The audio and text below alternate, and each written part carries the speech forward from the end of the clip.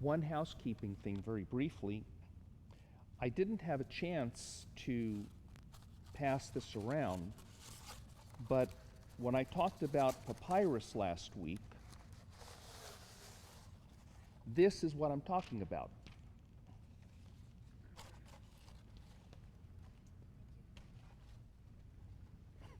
It's not unlike paper, but it's also not quite as sturdy as modern paper. And so when you feel this and look at it, you can see why this has a limited lifespan. And it doesn't take that much for this stuff to decay or fall apart.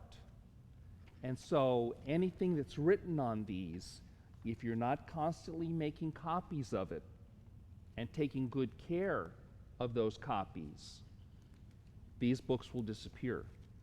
You don't need malice to destroy them. All you need is ignoring them and leaving them alone. So let's take a look at the Hebrew Bible in detail.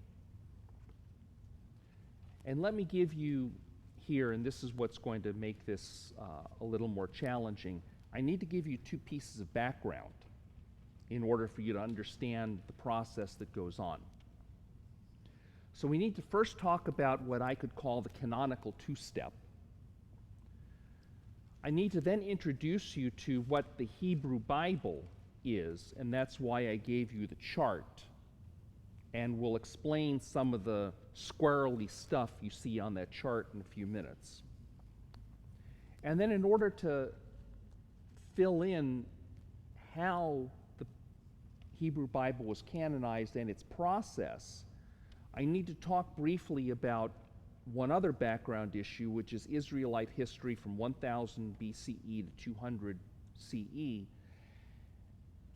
And I'm not going to give you a real discussion of that time period because I want to talk about something else besides history. All I want to do is explain the markers and mileposts that we talk about, so when I talk about some of these time periods, you're not kind of staring out into space wondering what's he talking about. And for a number of you, this is actually going to be stuff you already know, so I apologize if I'm going there, but I want to make sure everybody's on the same common platform. And then I want to sketch just briefly the stages in which the Hebrew Bible was canonized, what went on at each stage, and talk about what was happening. Now, this is going to summarize a tremendous amount of material. At several points, I'm going to just say, if you're interested further in this, here's where you need to look. Because, this is not a seminary course. We have 7 weeks, and, if this is Tuesday, it must be Belgium. So when I talk about the canonical two-step, what I'm trying to do is give you a slogan that I made up to describe what happens in the process of canonization. And we need to keep these stages separate in our mind if we're going to fully understand what's going on. The first part of canonizing a book is to recognize that the book itself is special. And I'd like, as some scholars do, I'd like to refer to this as recognizing the book is authoritative. And we'll talk about what that really means in a slide or two. But if you look back to what we did last week when we talked about Greeks composing lists of authors or lists of books, when a book is authoritative, it's added to the list. So people recognize that this is a special book, not just an ordinary book. The second stage of canonization is where you say that the list is closed. So there's two steps in the process.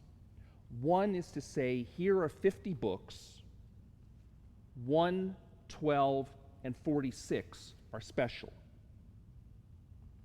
But I could still be debating over number 25 and number 50, and I don't know whether those are or aren't because some people say yes, some people say no. As long as the list is open, we can still discuss these 10 we're really certain about, and these 10, they're kind of in the middle, and then the other 30, well, we know they're out just as sure as we know the first 10 are in. When you get to the point of deciding about those 10 in the middle, and you decide 5 are in, 5 are out, then you close the list. And you say, well, either there aren't more books being produced, or the time period for producing these books has passed. Now there's no more reason to add to the list. We have to recognize that closing the canon is logically a second separate step from recognizing something as authoritative or special, and it's not required. And I bring up the example of sainthood. When the Catholic or Orthodox Church identifies a saint, they're saying that there are thousands, millions of Christians at a time period.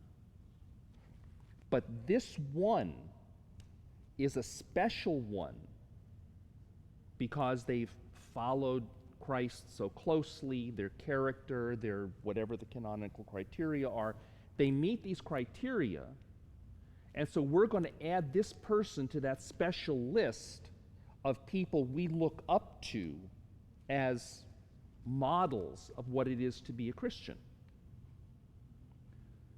But that list is not closed. The Catholic and Orthodox churches add saints to that list constantly, and it actually, in their theology, would be heretical to close the list. Why heretical? Well, because that would mean that the Holy Spirit is not present with us today the same way he was in the past with others. So if God has gotten out of the saint business in their theology, well, then he's gotten out of the sanctifying business. He's gotten out of the business of giving grace to people to follow him in a special way. So by necessity, that list has to be open. And whether you're talking about saints or whether you're talking about books, it is possible to work with an open canon. And people throughout much of the 2,500 years we're talking about did in fact work with an open canon. Now, what I mean by open canon, you will see as we go through the details. So, keep this as a framework in your mind for our discussions. Questions? Okay. Now, the reason I gave you this handout is because if I don't give you this handout in black and white, and I try to explain this, you're going to get completely lost. The first thing you do as a student of Hebrew, after you learn the grammar and you learn the vocabulary, you eventually have to open a Hebrew Bible. And the first thing you notice about that Hebrew Bible, beside the fact that you're looking at it from the back and reading forward because Hebrew is written backward from the Western perspective, is you notice that the books have been shuffled.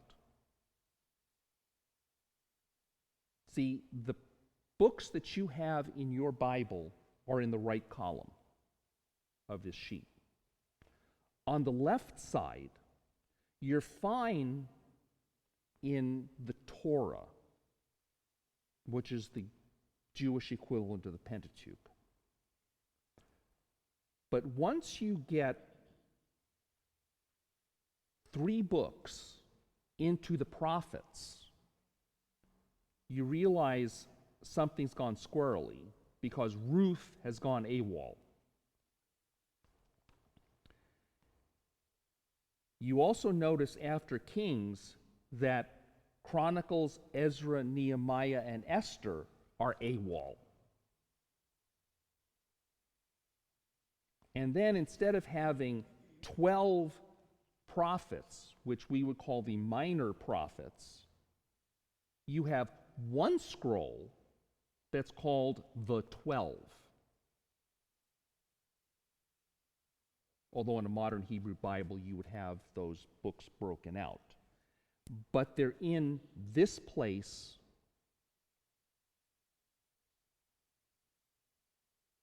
and then there's this other collection, which is where those AWOL books have gone.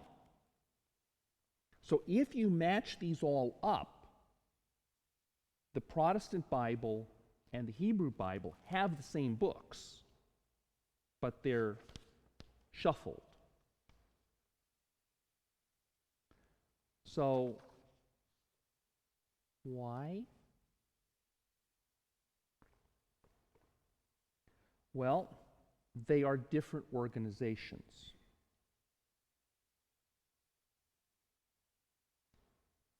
The Torah, the Nevi'im, and I forgot to put in here the Ketuvim. The law, the prophets, and the writings is the way the Hebrew Bible is organized. And you'll occasionally see the word Tanakh used to describe the Hebrew Bible, which is an acronym from T, N, and K, Ta-na-ka, which is the law, the prophets, the writings. Now,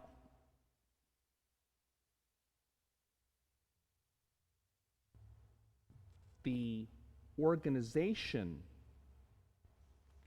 actually is a pointer to how the books were canonized.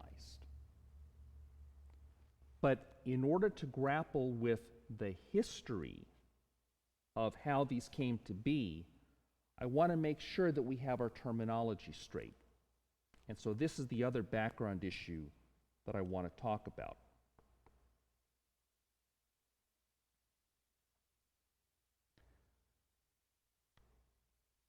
We used to refer to a number of the books we'll talk about next week as, and these are the books that are found in the Catholic or Orthodox Bible, as intertestamental books, and identify them as coming from the intertestamental period. But when you realize that a lot of times Christians need to discuss the Torah with Jewish people, Jewish people are a little uncomfortable with describing their history in terms of a Christian organization of their Bible and their history. So scholars today tend not to talk about the Protestant or Christian testaments. They prefer to divide up history of Israel by things like the temple, because that's clearly Jewish and isn't imposing some Christian view on them. So, the first temple, if you recall, was built in the era of Solomon, which would put it about 960. And the temple came to an end when the Babylonians wrecked it in 587. And so we can refer to this time period as either the pre-exilic or the First Temple era. And in that time period, that's when Israel and Judah separated, and there's other things that happened in that time period which aren't really relevant to us. The Babylonian exile, which will also figure prominently in our discussions, is from 587 to roughly 539 BCE. At the end of that time period, the Persians allow people from the Babylonian captivity to return to Israel. And soon after they arrive, they build the second temple. And much of what we're going to discuss occurs in the Second Temple period, which is the better way to refer to the intertestamental period. Ezra and Nehemiah are involved with rebuilding the temple. It's remodeled extensively under Herod and others.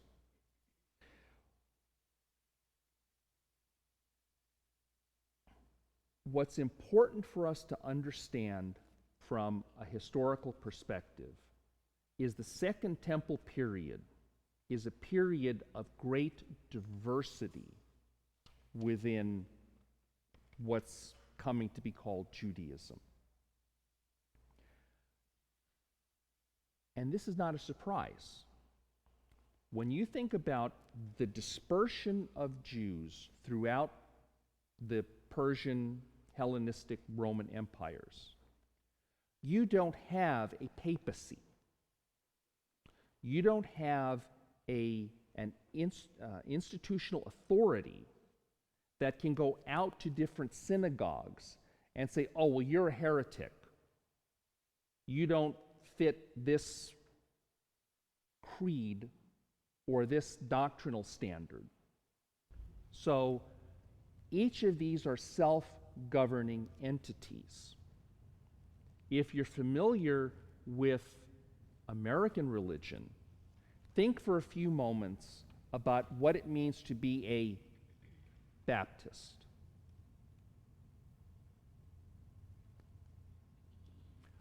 Baptists come in all kinds of stripes. Why? Because each congregation is independent. Nobody can tell you, as a Baptist board of deacons, how to run your church if you're not part of that church. Each of these different kinds of Jewish synagogues and regions have their own way of doing things. And so you have multiple types of Judaism, and a lot of what ties us together is not theology or philosophy. A lot of what ties us together is ethnic identity. Things like kosher, things like circumcision, things like the purity laws separate you from the general Gentile culture. And people know you're a Jew because you act like a Jew.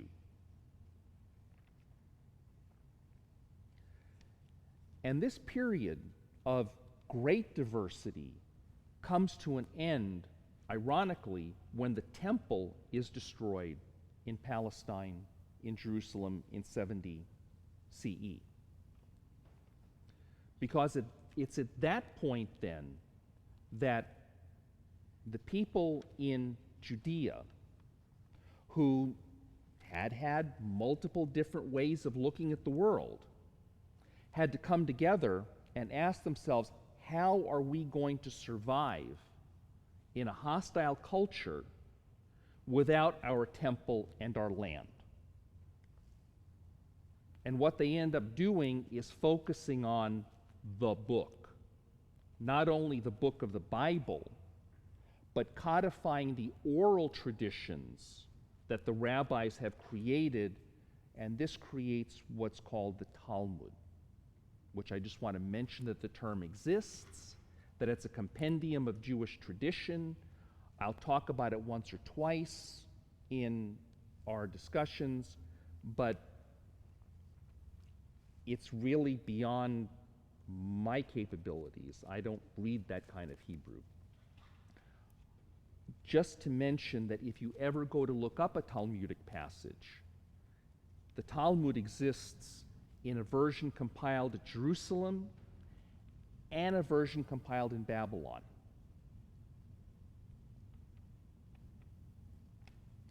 But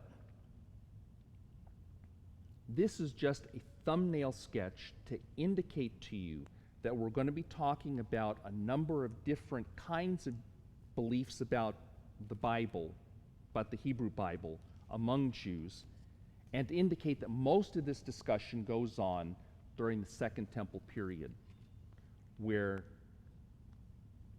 there's some influence as well from the period of the exile. Okay, we basically clear with terminology at this point? Yeah, sure.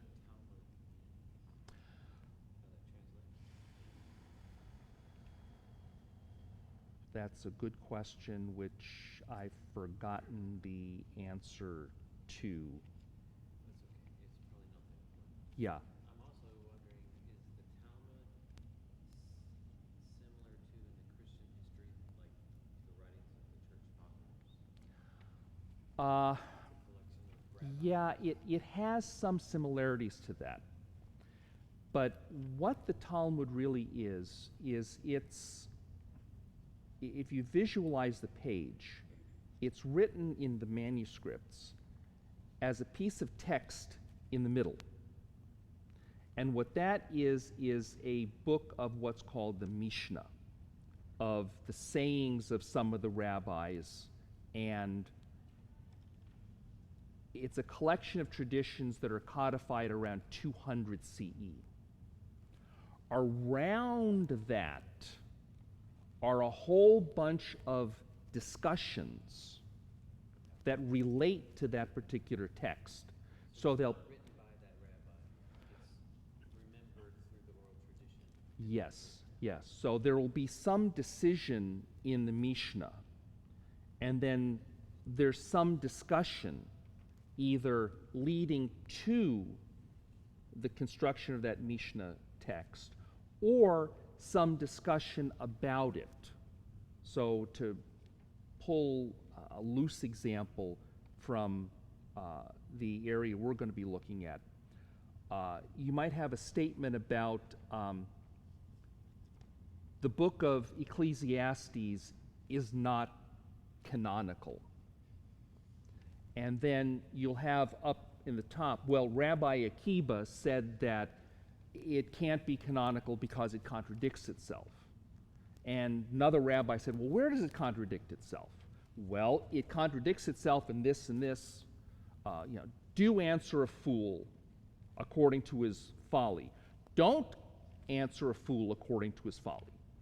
And then, oh, well, that's not a problem because this, And so it's different from the church fathers in that the church fathers are sermons, treatises, prayers, whatever, which are regular books. The Talmudic stuff is very much give and take. Written like a discussion, Yes.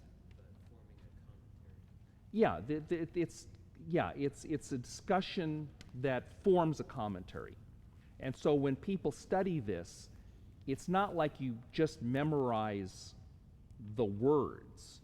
It's you enter into the conversation. It's more like doing case studies in law school. So it's not that you memorize that these are the specific points. It's a matter of, okay, here's the case, here are other cases similar to it, and it's the reasoning process you're learning. So yeah, that's the difference. this is this is a whole specialty unto itself. And since it's all written in a dialect of Hebrew that's later than the Old Testament, a classicist New Testament scholar like myself, above my pay grade. So,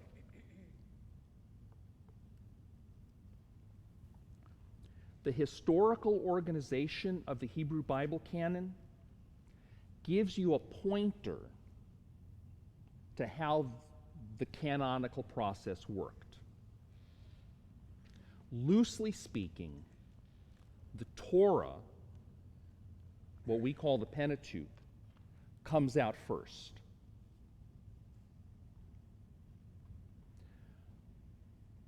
And it recognizes that the earlier books in the Torah and generally the books of the prophets became authoritative before the books in the writings became authoritative. How did they become authoritative? Well, the primary criterion was, were they used in worship? When we have evidence of synagogue procedure, what happens in the synagogue is people read the Torah.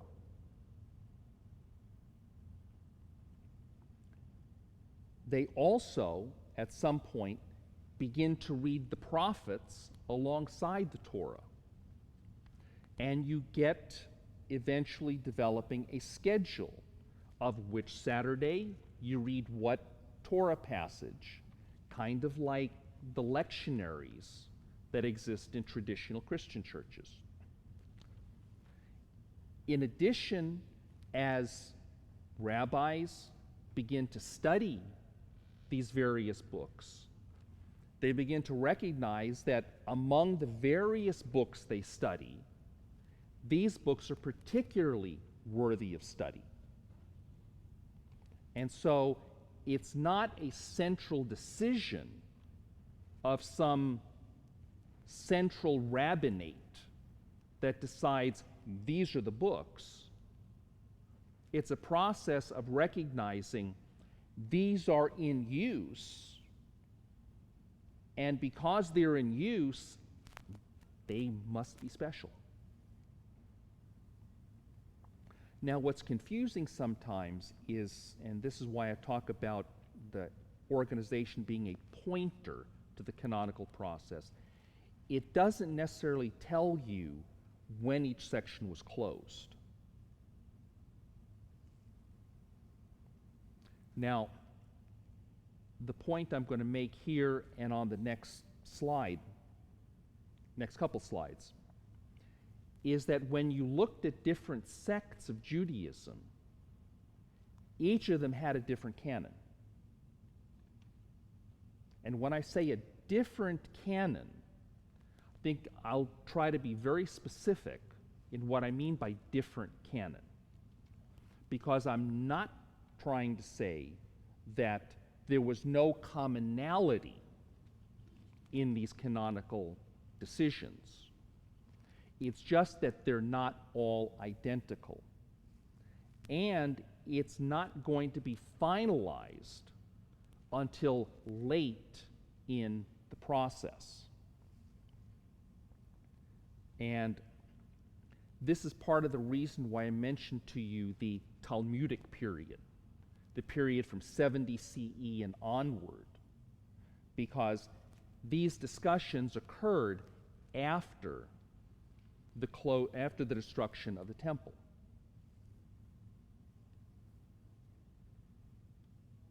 Okay, basic framework, reasonably clear? Okay. I find it helpful to talk about the core and the periphery of the canon as it develops. Now, perhaps that's just me imposing my New Testament thinking back on Hebrew Bible processes. But a lot of the process of canonization occurs in the Hellenistic and Roman periods. So I don't think it's all just anachronism here. Every variety of Jewish group that we know about, and that's an important caveat, but every group we know about acknowledges the Torah as authoritative. Now, there may be varieties of Judaism whose records have completely evaporated, that we have no idea who they were. Maybe there's somebody out there who identified as Jewish and rejected Genesis through Deuteronomy.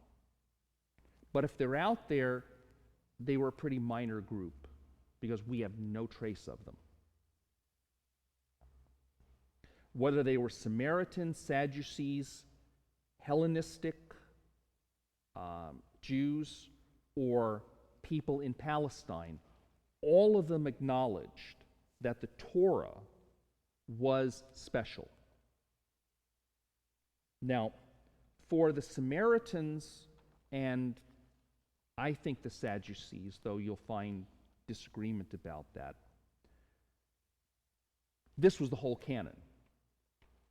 So if it wasn't in the Torah, God didn't say it. Now the Samaritans, just to remind you, these are the people who are in the northern kingdom of Israel and trickled back or were left over, weren't carried off into captivity. And they had always had a rival from the time of Solomon's sons. They'd had a kind of rival version of Israelite religion to the southern kingdom's central temple in Jerusalem. You can find some references to this in John chapter 4 when Jesus discusses with the Samaritan woman, because she mentions, we worship on our mountain, you worship on your mountain. Now for Philo, who was an Alexandrian Jew of roughly the same time period as Paul, this was his whole canon. He wrote an extensive number of commentaries and treatises on the Hebrew Bible, but every one of those treatises is about Genesis through Deuteronomy. He quotes occasional passages from the rest of the Bible, but this is his whole canon. I mean, he may, in theory, acknowledge other books, but in practice, this is all he quotes. For the Dead Sea community at Qumran and for the Pharisees, this was the preeminent part of their canon, but by no means the only part. Now, when the Torah is recognized as Scripture, all depends on when these books reach their final form. That is an issue that I do not want to touch with a 10-foot pole. It is strongly debated among scholars, and from my perspective as someone who's not an Old Testament scholar, what I know about those debates is that they hinge on a lot of detailed observations of Hebrew texts and Hebrew grammar that is just, again, above my pay grade. It is out of my field. So for me to step in there and say, oh, well, this is, no. You can get any good Bible dictionary or any book that would be used in a seminary class for introduction to the Old Testament, and in 5 or 6 pages, some scholar who really knows what they're doing can explain the issues to you. So I leave you to that. But what I can say is that certainly by the time of the early Second Temple period, you do have these books pretty much in the final form that we have. But what about the people before that? Well, this much I can also tell you. I know from my end of the world in the New Testament that people in Corinth were observing the Lord's Supper many years before they had a gospel. Because Paul, and you can look this up in 1 Corinthians 11, 17 through 34, you can look up that Paul says, I delivered to you, handed over, what had been handed over to me through oral tradition, that the same night that Jesus was betrayed. And you find that Paul's description is close but not identical to Luke's description. They both are the product of oral tradition. And this kind of oral tradition existed clearly in the Old Testament period, because how would Hosea have known about, in chapter 12, Jacob supplanting his brother in the womb if that story had not been told and retold? Now, whether there was a written document that described that, I don't know. But I know these stories were also handed down orally. And in Amos, Amos knew that God had brought them out of the land of Egypt. And this is a critical part of the Old Testament story. So you clearly, back in the 700s, you certainly have either oral tradition or fragmentary documents that contain some of this. And there is likely the two references in 2 Kings and Exodus 24 to the Book of the Covenant. Now, when you look at these stories of the Book of the Covenant, both in the later case of Josiah, which is 2 Kings, or the case in Exodus, where Moses is establishing the covenant with the people, in both cases, somebody reads the entire book to the people. Now, if you think about trying to read the entire Genesis, Exodus, Leviticus, Numbers, Deuteronomy to somebody in one sitting, well, unless you're interested in reading 16, 17 verses a minute and keeping up that pace for 6 hours, you're not going to get the whole book read. So it seems reasonable that this Book of the Covenant is an abridgment or a piece. Not unlike if you look at Exodus 19, if you look at Exodus 20 through 23, that's a section you could easily read in one setting to somebody. And the simplest reading of the plain text of that passage would suggest that's what's being read. So, how all this becomes written down, finalized, and recognized, that final form is not coming out of nowhere. There are previous documents, previous traditions that are being recognized as authoritative. And it's not difficult for this final book to quickly become recognized as authoritative because they've been working with this material all along. So, questions?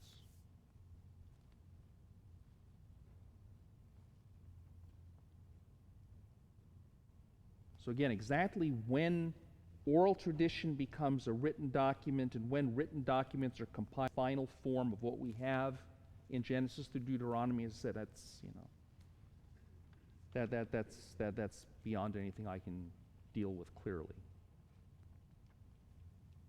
When you look at the second section, Testament, of the Hebrew Bible, you notice that this is a section called prophets. But Joshua? Well, the former prophets are narrative authors.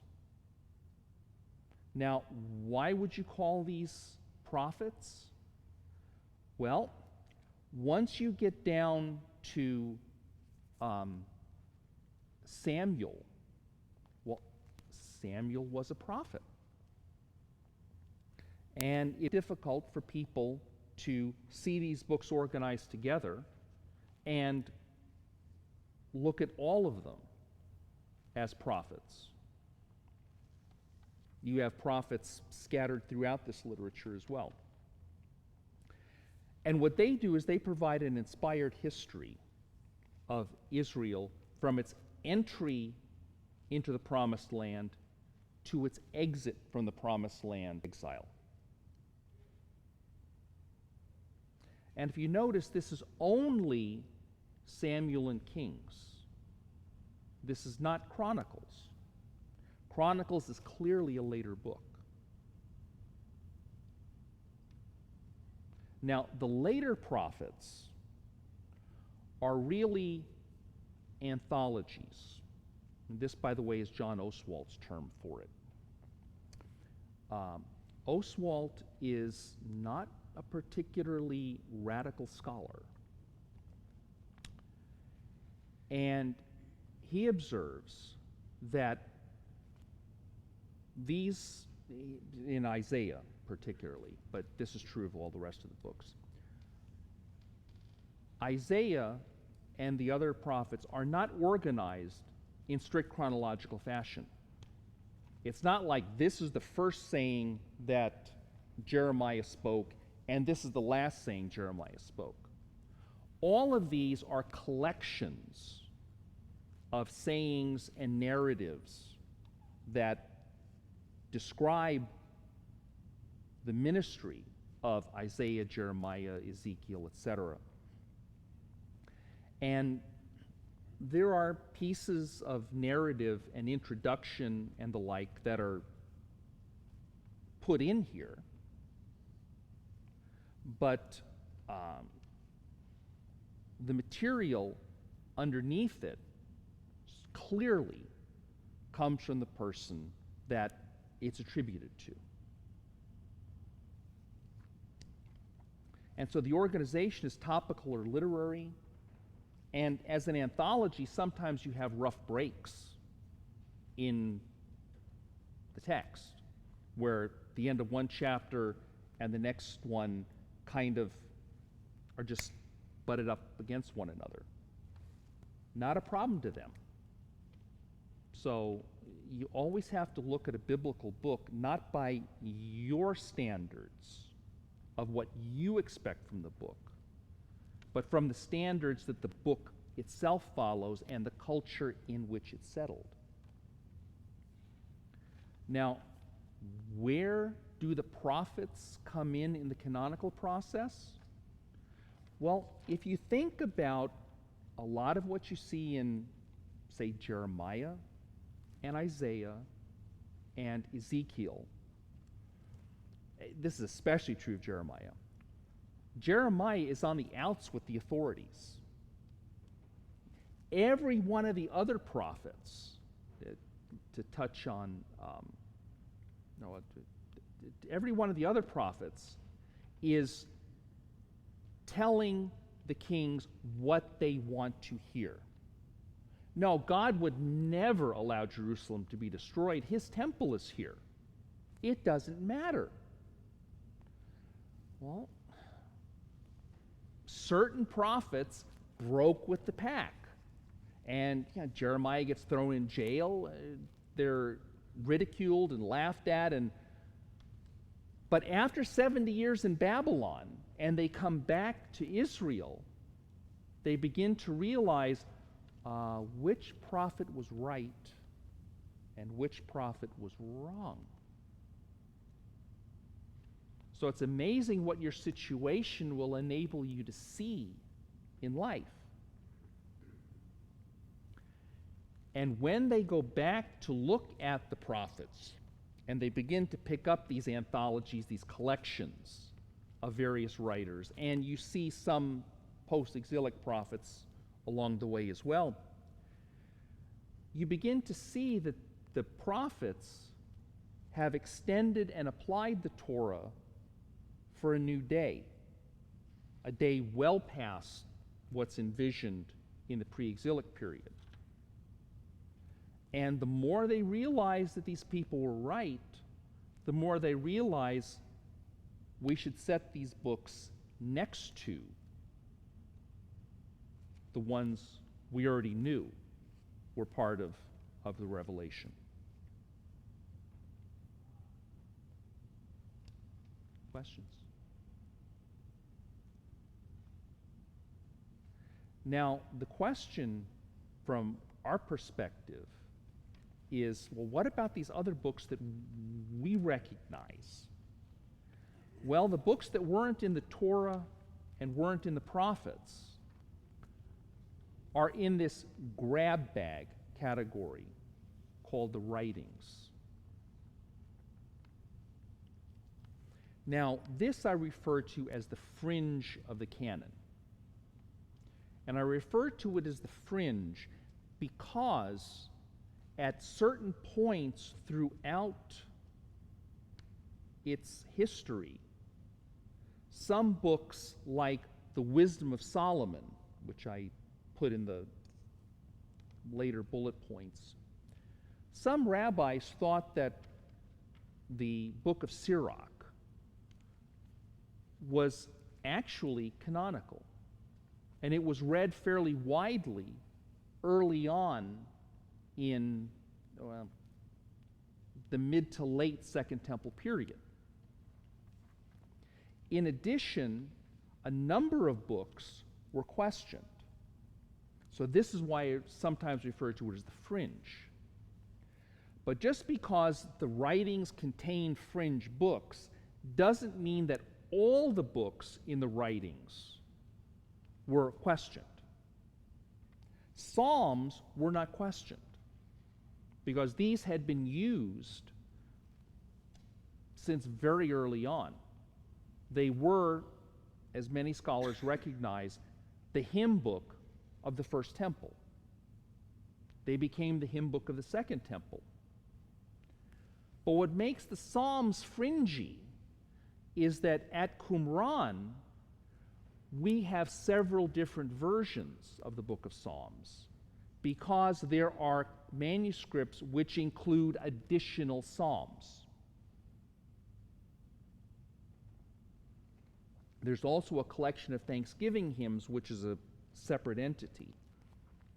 But there were some additional psalms, which one of them ends up in the Orthodox canon. Most of the rest don't.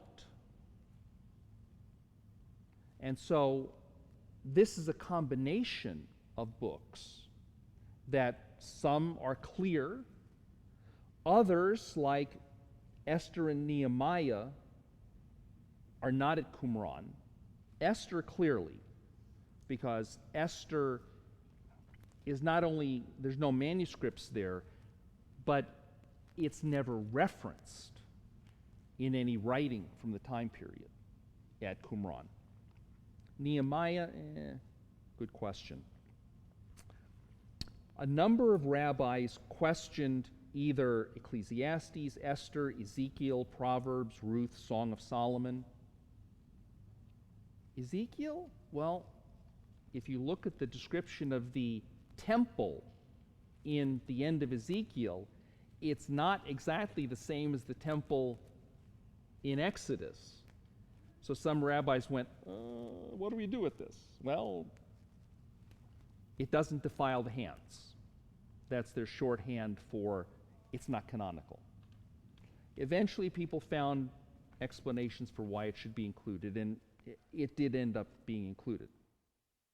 But some books like Sirach were highly regarded at one period and eventually discarded. Didn't make the final cut.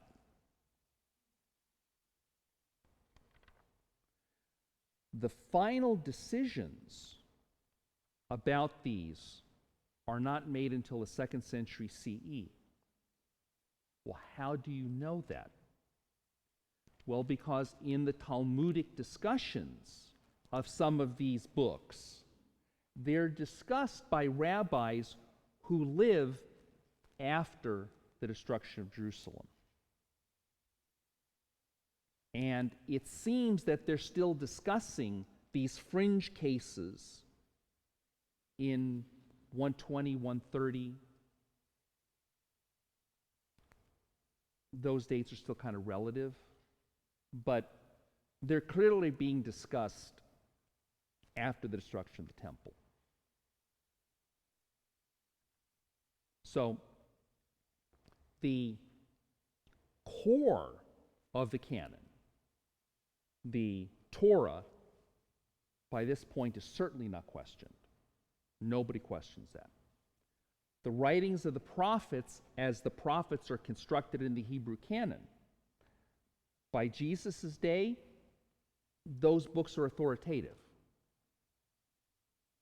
Now, exactly how you break apart the prophets and the writings, those final decisions aren't really made, like I said, until the 2nd century. Now, we didn't talk much about closing the canon. Oh, yeah, sure, yeah. Yeah. You mentioned Qumran. Yeah. Are you talking about like when they discovered the Dead Sea Scrolls? Yes, yes. So that would be all discussion. Yes, but what I'm referring to is the documents themselves, which finished in 70, roughly or so, when they were hidden. That collection of documents does not include Esther. Right. It But probably, yeah. you're saying that the idea of it being on these being on the fringe was not really developed until the scrolls were found. Oh no, I really. What I mean is, Qumran had its own canon, and it had its ideas as to what was canonical, but their contribution to the later discussions of the canon was closed by the fact that they were scattered. And so they didn't make a contribution really until, or they didn't make a contribution at all in the rabbinic discussions. So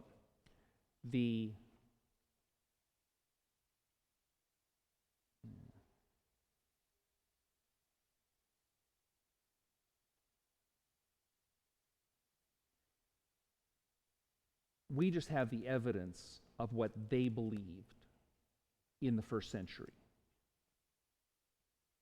And so they didn't have an identical canon to what was eventually canonized. Very close, but not exact.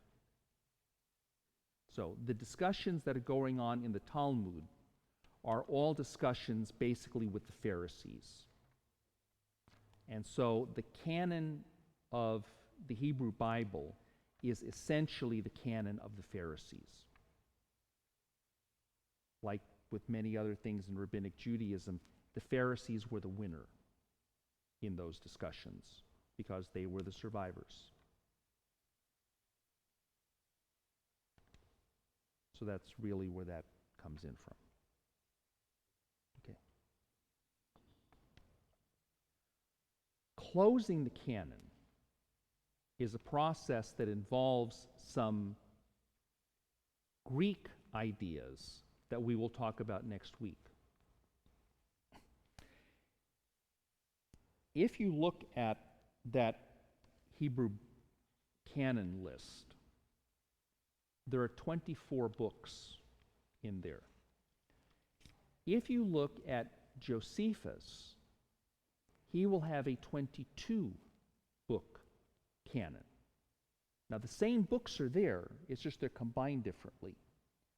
Why would you try to combine them to fit some arbitrary number like 22 or 24? Well, if you pulled out a Hebrew grammar book and look on the first page of the first lesson, and you count the number of letters, you'll find 22 of them.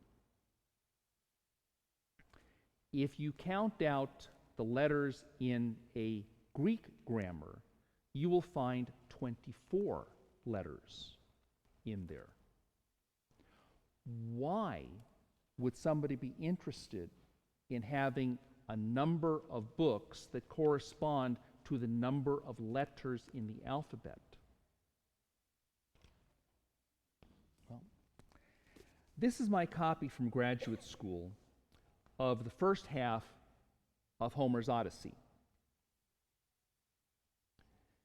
If you were to look at the top of each page, you would see the number 1, the word for Odyssey, then you see the letter alpha. You come down and you see number 2, and you see the letter beta. You scroll to the end, you see number 11, and you see the 11th letter of the Greek alphabet, lambda.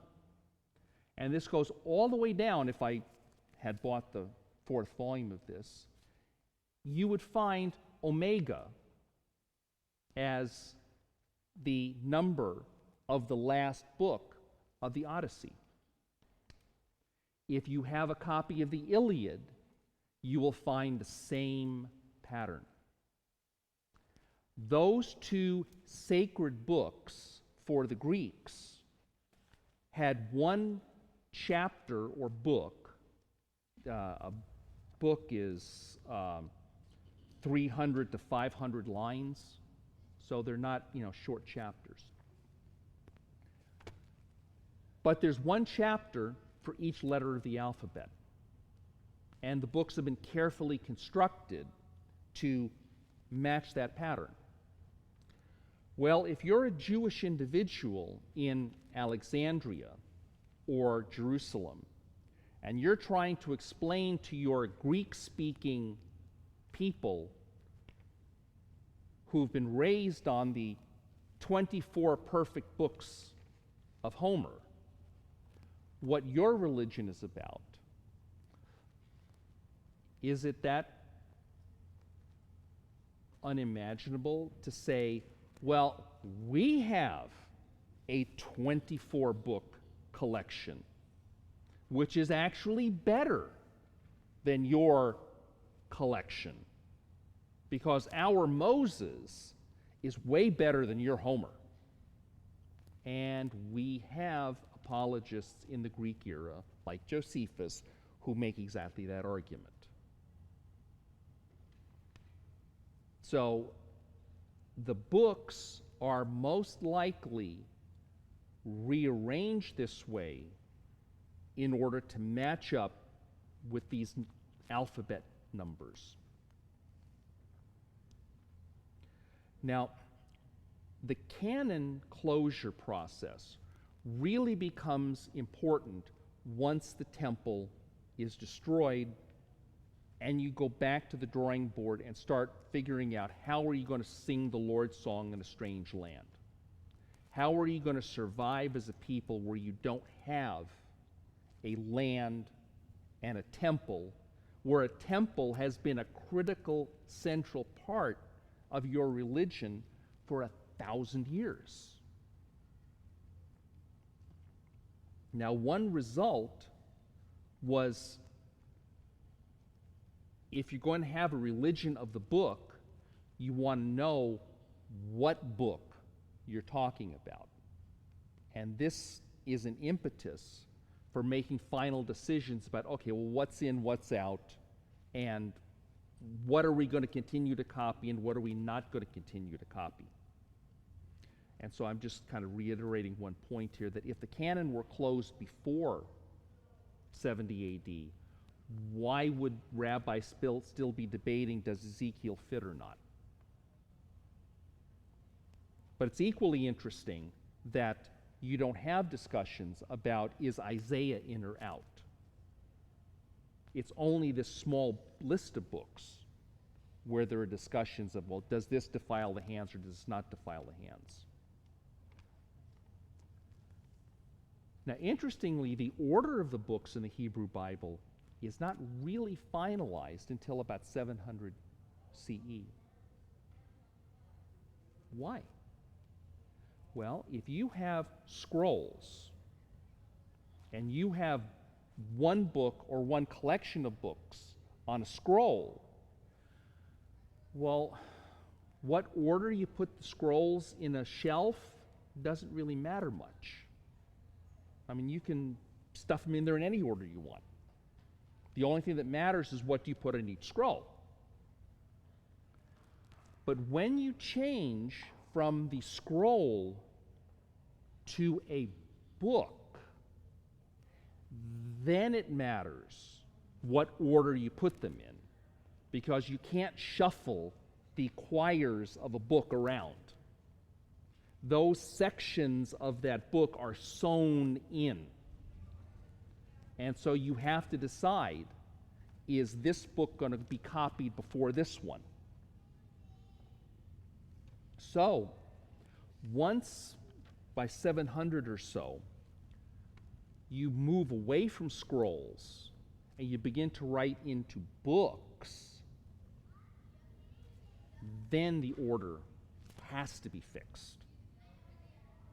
But by this point, the order's not that critical. I mean, they're all in there.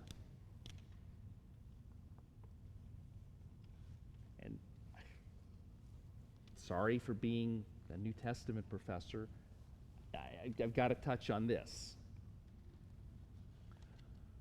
Part of the reason that we're not convinced that, or at least I'm not convinced, that the distinction between the prophets and the writings is not universal in the first century is because when the New Testament refers to the Hebrew Bible, it constantly refers to the law and the prophets.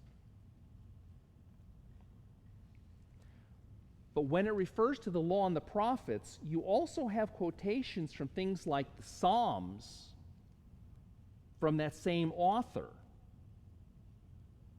So prophets can't literally be just the prophet section of the Hebrew Bible. Prophets has to be this catch-all area where all the other stuff that's not Torah is.